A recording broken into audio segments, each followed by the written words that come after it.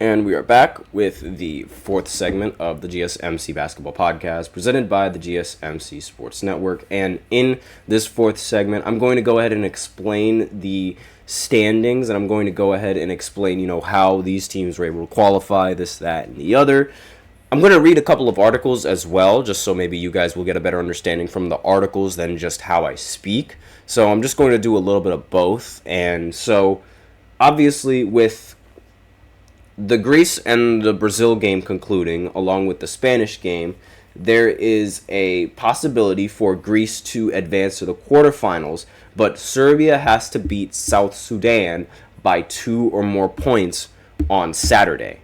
That is one way that Greece could advance to the quarterfinals. Now, I'm not entirely sure what that's going to mean for Spain, who has the exact same point differential and the exact same record as Greece going into this, but we'll go ahead and we'll see how that plays out a little bit in the future. But that's sort of the reason why Greece was able to stay alive. Now, according to this article, Greece edged Australia 77-71 in Group A to remain in contention at the Olympic men's basketball competition on Friday, as Brazil beat Japan 102-84 to secure third place in Group B in their bid to reach the quarterfinals in the final round of games. So, the victory keeps Greece in contention for a place in the quarterfinals, with the Australians also still in the mix, though both sides must wait for the results of the game between Canada, which already happened, who have qualified, and Spain. At the end of the group phase, the top 8 teams from the combined ranking qualify for the quarterfinals. Brazil's win over Japan secured third place in Group B, while Germany and France, who meet later on Friday, have already booked places in the last 8. The hero for the Verde Amarela was forward Bruno Caboclo, who scored an impressive 33 points and made 17 rebounds. So, he was the standout player for Brazil. Now, it's the biggest stage of basketball. Now, every athlete wants to be here at least one time. We were able to accomplish that. That's what, the Brazilian player had to say. So, it would seem as if the placements go to the top 8 teams, period. So it's not so much as who stands where in the group standings, but rather how they rank overall in the group standings. So with that in mind, let me just go ahead and pull up the records and the plus minuses real quick. Give me a second. Or the point differentials. I keep calling them plus minuses. I apologize for that. But essentially, wrong slide. There we go. That works. And so, Canada, right now, we're just going off of the top 8 teams right now. So, number 1 would actually be the United States, because they have the best point differential, and they arguably are going to end up finishing with the best record. There's no question about it, okay?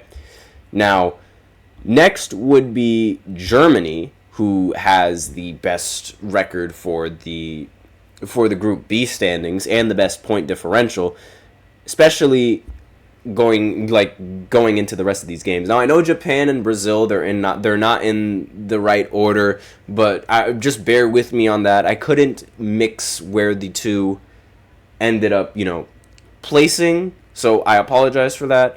As well as, I'm going to, again, like I said before, I'm going to get a different graphic up there. For those of you guys on the audio side, you guys can't see, so don't worry about that. But for those of you guys on the YouTube side, I'm going to get a much better graphic that will, display the placements after everything is concluded. All right? So just bear with me on this one. And then the next team that would be ranked, third would be Canada, given how the point differential works and their record, since they ended up finishing flawless, right?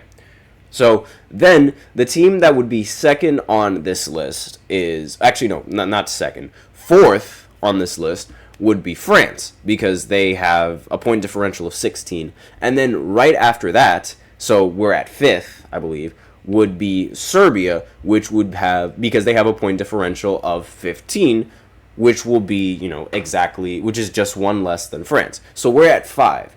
That means there's only 3 other teams left that would be able to qualify. Only 3 other teams left. Actually, wait. Is my math? Yeah, my math is right. So we have 5 teams. That would mean only 3 of them, can qualify. So we already know that Brazil qualified because of the matchup against Japan, and they seem to have already, taken a qualification spot, at least according to their website, right? Now, depending on how it goes, I believe, again, this is the fact that it's not finalized yet. So we're just doing right now. So don't take my word for this. This could all change immediately, especially after the South Sudan and Serbia game. So with this game, with the recent games that we've just experienced, it would seem as if, the 6th team would probably be, let me just go ahead and check just to make sure. It would be, let me see. Yeah, it would be Australia, because Australia has a 1-2 record, but they have the best point differential compared to everyone else.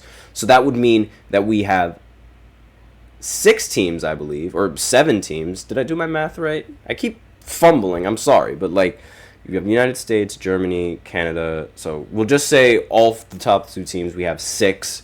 So then Brazil would be 7th. Okay, there we go. Now I'm back on track. And finally, we're left with South Sudan, because South Sudan has between Australia and between Brazil and between Spain and Greece, they have the better point differential, and they could potentially, now this is subject to change, but we're talking about right now. But since it is subject to change, if they lose, they just have to hope that they don't lose by anything more than 1 point. Because if they lose by more than 1, then they're out. If they lose by more than 2, actually, they're basically out.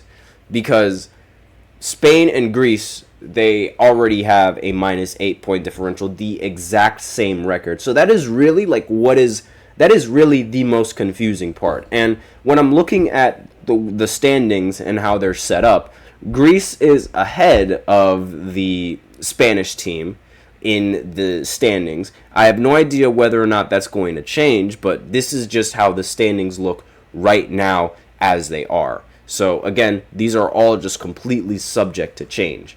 And they all have the exact same amount of points because their record is exactly the same. Canada has 6, Australia has 4, Greece also has 4, and Spain also has 4. Now, for the other side, for Germany, France, Japan, and Brazil, Germany and France, they both have 4, but that's only because they haven't played yet. So one of those teams is going to end up getting 6, and then the other team is going to end up getting 5 points. And then Brazil also has 4 points, and they immediately advance because they have, the better point differential than a majority of these teams, and they're going to advance. That's going to happen. It's confirmed that they're going to advance. And as of right now, the United States, they're definitely going to qualify. There's no question about it. They are going to qualify. It's going to happen. And what's really affecting these standings is just the South Sudan game. We just have to wait and see how much either South Sudan wins by or how much Serbia wins by, because I haven't even thought about talking about, what would happen if Serbia ends up losing. I haven't even begun to talk about that. So if Serbia loses, then they fall down to 1-2. But depending on how much they lose by, falling down to 1-2 might not really matter, because if they lose by, let me think. If they lose by around, I want to say, anything around 15 points or less, if they lose by any of those, 15 or less, then that would mean they are still in the positive, section for point differential, right? And that is what is used for tiebreakers. So South Sudan, they would move up to 2-1, being one of the few teams that are actually 2-1, and once they move up to 2-1, it would be down to the 1 and 2. Like, they would already qualify when they would be, if they go 2-1. They would already qualify, since there are only a couple of teams that are either flawless or 2-1. So, for example, Canada is flawless. Now, Germany or France, it's going to be one or the two. So one of those teams are going to be positive, like, are going to be flawless, and then the other team is going to be, just one, is going to have just one loss. So that means that there's only one other team that has one loss, and then going into this matchup later, there's going to be only one other team that has one loss.